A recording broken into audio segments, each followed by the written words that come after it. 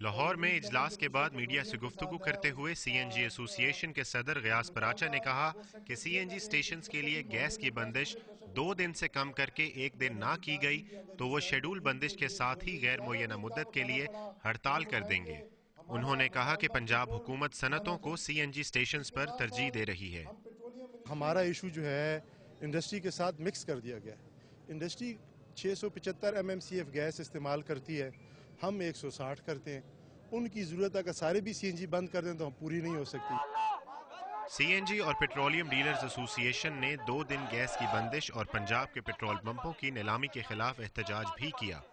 سی N G sector میں ہمیں مہینے میں اگر 8 دن گورنمنٹ جو کہتی ہے کہ اپنے اسٹیشن بند رکھیں تو حقیقت میں 22 دن جو ہیں وہ تو اخراجات پورے کرنے میں گزر جاتے ہیں۔ بیسک ریکوائرمنٹ ہے گورنمنٹ کا جو کانٹریکٹ ہے کہ ہم 14 PSI پریشر ہم پورا ہفتہ یا پورا مہینہ دیں گے، لیکن 2 دنوں کے بعد جو باقی 5 دن ہے اس میں تقریباً پریشر 8.5-9 PSI سے زیادہ نہیں ہوتا۔